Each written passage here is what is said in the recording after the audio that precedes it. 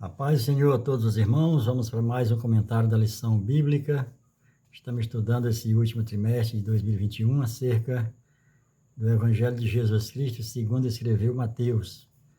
E a nossa lição que vamos comentar a partir de agora é a lição de número 5. E ela está contida no capítulo 10 e 11 de Mateus. O título da lição é A Chamada para a Obra. Como sempre, as lições ela vêm com 3 objetivos. E o primeiro é compreender que a igreja é investida de poder espiritual contra o mal. Compreender que a igreja não deve se conformar a ideologias, mas ao evangelho. Compreender que o reino espiritual não exige instrução, mas humildade. Então vamos para o texto áureo que diz: tendo chamado os seus 12 discípulos, deu-lhes Jesus autoridade sobre espíritos imundos para os expelir e para curar toda sorte de doenças e enfermidades. E a verdade prática fala sobre o Senhor chama trabalhadores para a sua obra e lhes dá autoridade, conhecimento e refrigério para suportar o trabalho e as cargas do caminho. Glória a Deus.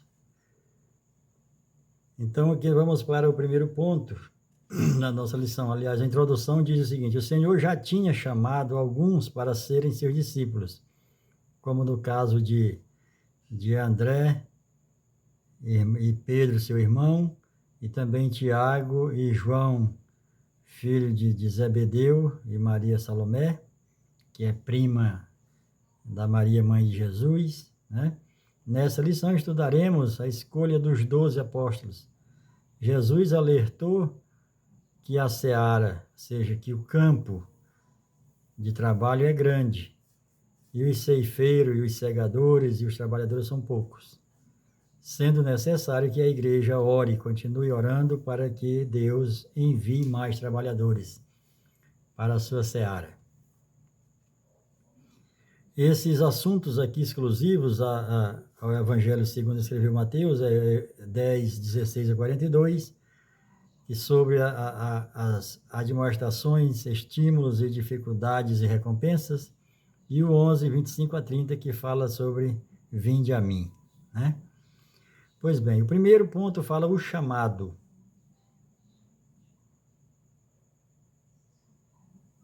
Chamado dos discípulos. O chamado dos discípulos está no capítulo 10, verso 1. Tendo chamado os seus 12 discípulos, deu autoridade sobre espíritos imundos para o expelir, para curar toda sorte de enfermidade. Nós entendemos aqui que Deus, que Jesus, quando ele institui a igreja, quando ele começa a igreja, porque na realidade a igreja ainda está sendo edificada, porque o próprio Jesus diz: eu edificarei a minha igreja, lá em Mateus 16, a igreja ainda está sendo edificada. Mas naquele momento, quando ele começa, quando João Batista é preso e ele começa a pregar o evangelho do reino, ele começa a edificação da igreja. E aí ele chama os seus discípulos e ele dá poder e autoridade. Observe que nós, como igreja, nós temos o poder e autoridade dada por Jesus para curar os enfermos, toda sorte de enfermidade, para expelir espíritos imundos, né? Para ressuscitar a morte. Esse poder está conosco. Mas como nós falamos na lição passada, é a questão de você ter o porte de arma, de você até ter uma arma. Para você ter o porte, você necessariamente teria que passar por um treinamento. Mas a pessoa que apenas tem uma arma e não passou pelo treinamento, essa pessoa ela não está apta a usar essa arma. Ela tem o poder, ela está com a arma na mão, está com a arma em punho, mas não tem habilidade para usar. Do mesmo jeito está a igreja hoje. A igreja tem o poder, mas não sabe usar. porque se afastou tanto do propósito de Deus, do propósito de Cristo, que já não tem convicção da autoridade que lhe foi outorgada. Então, cada um de nós temos o poder e a autoridade dada por Cristo, que nós possamos levantar as mãos, impor as mãos sobre os enfermos e eles serão curados. Expelir espírito imundo em nome de Jesus. Tudo isso podemos fazer, mas pelo fato da gente não estar aos pés de Jesus, aprendendo dele, servindo ele, e aí esse poder, ele não está nos servindo, e nem servindo ao reino, porque nós não temos coragem de usar o nome de Jesus, porque a crença já está ficando abalada. Por isso nós temos que rever os nossos conceitos e voltar atrás ao que a palavra diz. Pois bem, o segundo ponto fala a escolha dos apóstolos. Ora, os nomes dos apóstolos. Jesus escolhe os 12 apóstolos. Aqui em Mateus 10 está os nomes deles, os nomes dos 12. E nós observamos aqui que Jesus escolhe vários, né? Principalmente pescadores, porque Jesus disse que eu vou fazer eles pescadores, não de peixe, mas de homens. E aqui Jesus separa os seus 12. Tem um jargão bem conhecido da igreja, que diz que Jesus, que Deus não chama os capacitados. Ele chama, sim, tanto os capacitados quanto aqueles que não têm capacidade nenhuma para ele formar. Não significa que ele só chama os incapacitados para ele capacitar, não. Ele chama de qualquer um. Chamou Pedro, chamou Paulo, chamou também Lucas, que é formado, mas capacita para outra obra, mas usando aquilo que ele já tem. O Senhor sempre usa aquilo que nós já temos como dom para ser usado no reino dele. E cada um de seres humanos tem um dom. Cada um dos filhos de Deus tem um dom. E Deus vai usar justamente naquele dom, para você, no reino dele, na obra dele, fazer a vontade dele. O terceiro ponto fala sobre a autoridade. E à medida que seguirdes, pregai que está próximo o reino dos céus. Então aqui Jesus, ele chama ali os seus discípulos, né? Em determinada situação ele manda os 12, depois ele manda os 70, e ele os capacita, ele lhes dá poder para mostrar para os discípulos que Jesus tem poder sobre todas as coisas. E como ele tem poder, ele pode delegar esse poder, né? Isso ficou bem claro acerca ali do servo do centurião, como nós vimos na lição passada, o milagre do criado do centurião, que a gente só ouve aquela pregação que está em Mateus, aonde o centurião vai atrás de Jesus. E aí quando você vai para Lucas, capítulo 7, você entende que o centurião nem saiu de casa. Como ele estava falando de autoridade, que Jesus tinha autoridade, ele também disse, olha, eu também tenho autoridade. Então, se Jesus é o rei, ele tem autoridade, então não precisa ele vir aqui. Então, daí foi que ficou a fé que Jesus falou que nem no meio do povo dele, de judeu, ele achou tanta fé. É justamente dessa de usar a autoridade. E ele usou a autoridade que ele tinha. E nós não usamos a nossa autoridade que nós temos. O nosso poder e a autoridade que o Senhor nos delegou, nós não usamos.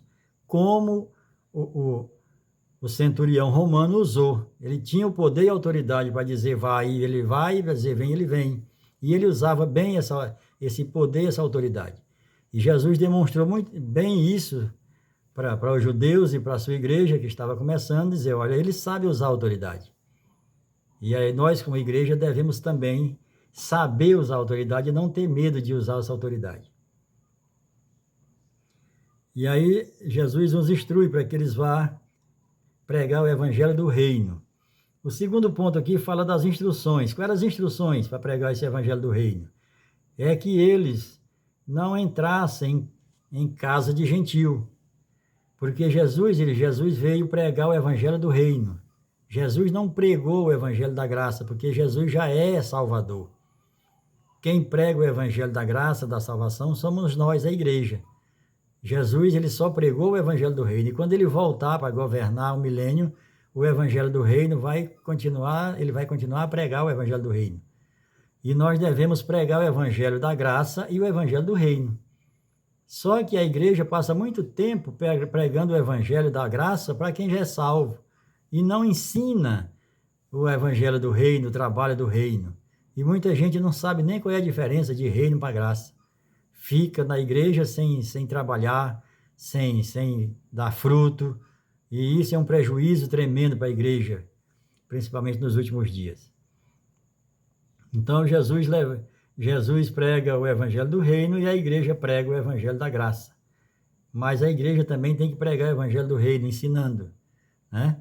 Aquilo que Jesus fala na sua palavra, quando ele separa trabalhadores pela manhã, trabalhadores meio-dia e trabalhadores à tarde, já quase umas 5 horas da tarde para terminar às 18 horas. E ali os trabalhadores, na hora de receber, e reclamam, os primeiros reclamam dos últimos, porque receberam a mesma quantia. E Jesus ali está falando do reino. E Jesus até hoje continua arregimentando o seu exército, arregimentando o seu povo para o trabalho do reino. Então, vão ganhar a mesma coisa daqueles que ganharam os discípulos que começaram o evangelho do reino.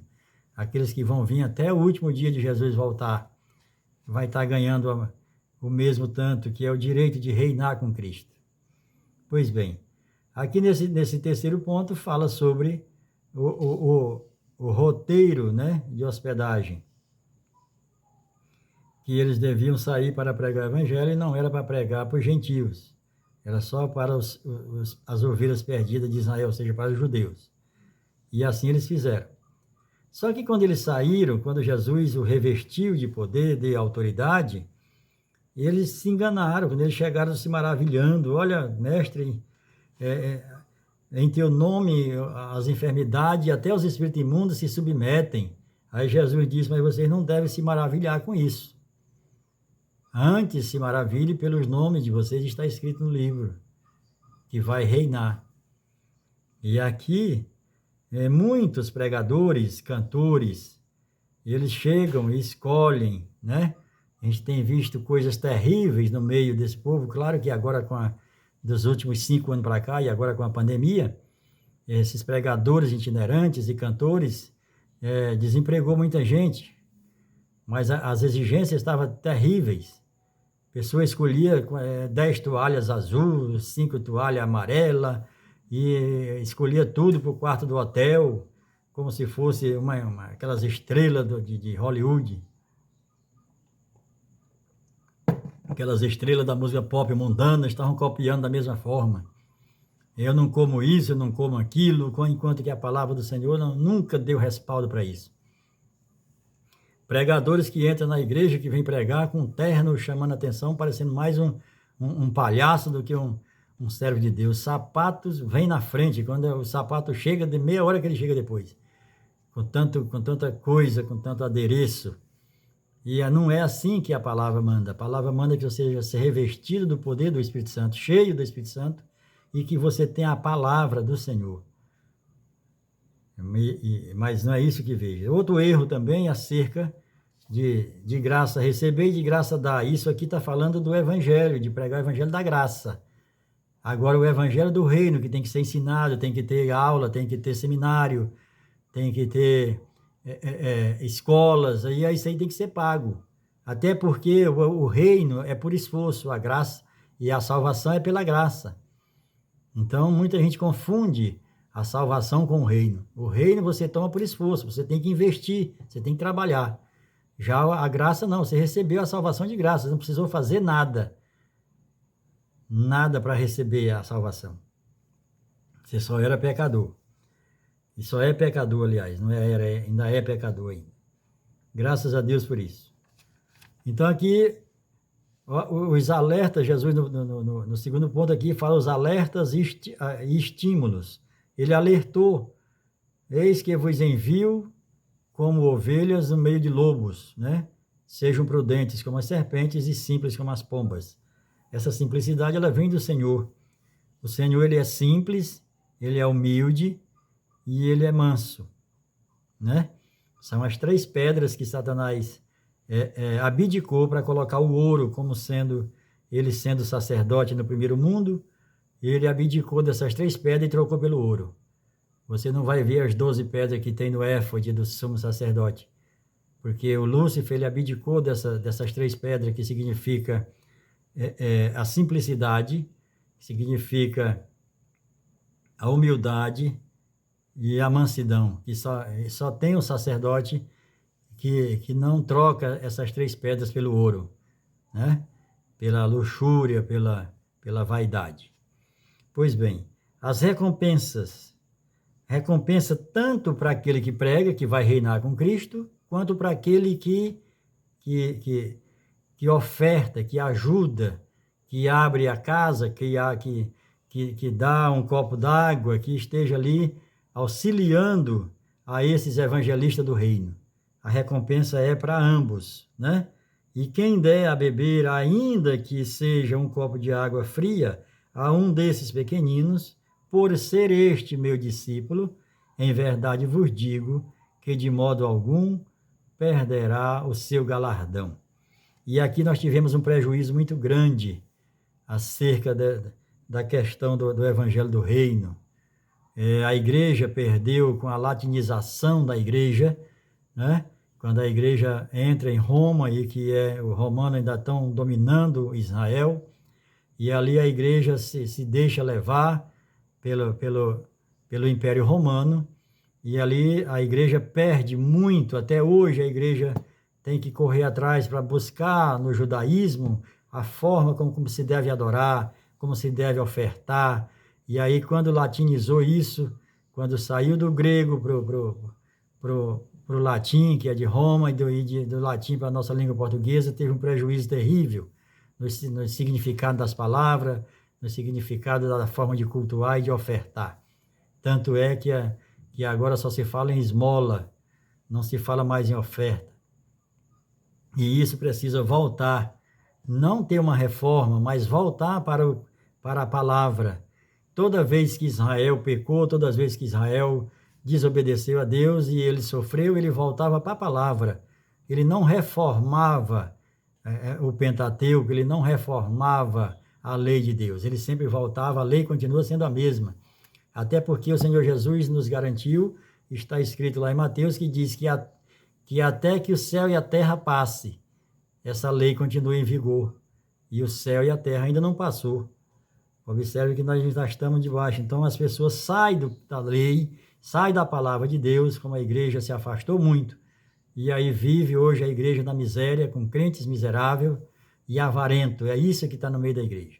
Mas em nome de Jesus, o Senhor tem levantado nos últimos 10 anos e está levantando cada vez mais homens, mulheres, jovens para estudarem a palavra, para buscar, para voltar para a verdadeira, para voltar, para abandonar tudo aquilo que é enganoso, que é mentiroso na palavra do Senhor. O ponto número 3 fala: vinde a mim, cansados e oprimidos, né? O primeiro subtópico do terceiro ponto fala as cidades impenitentes. O segundo revelar-te aos pequenos. E o terceiro, vinde a mim, cansados e oprimidos.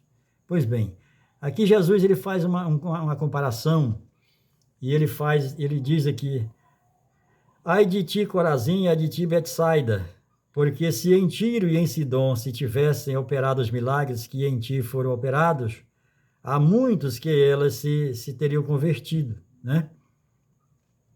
Jesus está falando aqui da questão do tempo, da questão do investimento, da questão daquilo que as pessoas têm, que as pessoas recebem, do que o Brasil está recebendo, né? Nos últimos 30 anos, o Brasil tem sido um celeiro, o Brasil tem sido realmente uma igreja avivada, mas não valorizou, não se aprofundou e agora está em crise, está caindo, porque não continuou cavando na fonte, bebendo da fonte. Foi buscar em cisterna, foi buscar em pratos requentados e agora as igrejas estão se esvaziando. E agora nós temos, graças a Deus, que o Senhor tem levantado uma igreja aqui em Imperatriz, e está ganhando o Maranhão, que é a igreja C.A. de Seta. É a igreja para os crentes, ela é buscada mais pelos crentes que estão aí, que foram expulsos de determinadas igrejas, que estão machucados, que foram saqueados, que foram enganados com a falsa cura, com a falsa prosperidade, e isso tudo caiu por terra, principalmente agora com a pandemia. Mas, graças a Deus, o CA de Seta, no Maranhão, o Senhor levantou para trazer esse povo para vir para a palavra, para vir para realmente viver o novo de Deus. E é isso que a igreja está fazendo. Revelar-te aos pequeninos. Aqui Jesus está orando ao Pai e agradecendo porque Deus escondeu essas coisas dos sábios e entendidos. Aqueles que são sábios e entendidos aos seus próprios olhos nunca vai conhecer Deus, porque Deus vai esconder a palavra dele. Assim como está escrito também na parábola do semeador, que aí os discípulos não entenderam a parábola, porque justamente Jesus falou por parábola para não ser entendido, e aí com a latinização da Bíblia, né? Ficou entender, todo mundo aprendendo na igreja que Jesus falava em parábola para a gente entender. E é pelo contrário.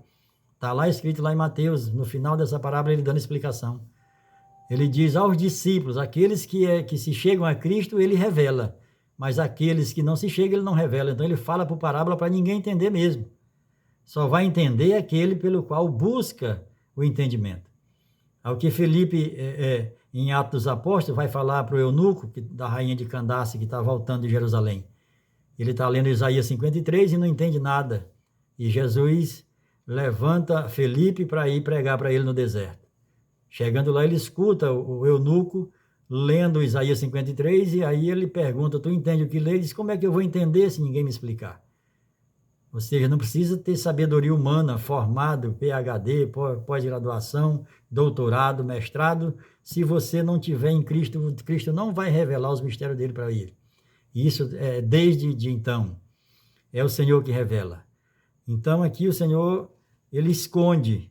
Está lá em 2 Coríntios 4, 3, né? Para os que se perdem, o evangelho até hoje está escondido, né? Até hoje o sacrifício de Cristo não faz sentido nenhum para os que se perdem, porque não querem vir para Cristo para eles ser revelado, né? O próprio apóstolo Paulo também não tinha esse conhecimento, mas se entregou a Cristo e Cristo tirou as escamas dos olhos dele e ele recebeu revelação. Vinde cansados e oprimidos, né? Vinde a mim todos os que estáis cansados e sobrecarregados e eu vos aliviarei. E aqui serve para todo tipo de cansaço, de sobrecarga, espiritual, sobrecarga familiar, sobrecarga financeira, e sobrecarga de igreja, de falsas igrejas. Então o Senhor está chamando. Então aqui esse ponto, vinde a mim, vinde a Jesus. E é só Jesus que alivia, é só Jesus que liberta, é só Jesus que tem a cura. Por isso, eu quero agradecer mais uma vez o privilégio de meditar um pouco sobre esta palavra, sobre esta lição de número 5, acerca da chamada para a obra do Senhor. O Senhor continua chamando, o campo continua grande e os ceifeiros continuam poucos. E muitos daqueles que eram poucos, a maioria, alguns parou, outros ficou na mesmice, não aprofundou em conhecimento e estão ficando para trás. Mas graças a Deus que Deus continua arregimentando, continua listando ceifeiros para a sua seara. E nós estamos aqui no CA de Seta, em Imperatriz e no Maranhão todo, e o Senhor tem levantado homens e mulheres para buscar a palavra, para estudar a palavra, porque é a palavra que mantém a igreja. Movimentos até pode encher igrejas, mas a igreja permanecer na graça e no conhecimento de Deus só através da palavra. Por isso eu agradeço mais uma vez a oportunidade, abençoo a todos, que tenham uma boa aula, aos professores, alunos, diretores de escolas e pastores, que Deus abençoe, em nome de Jesus, amém.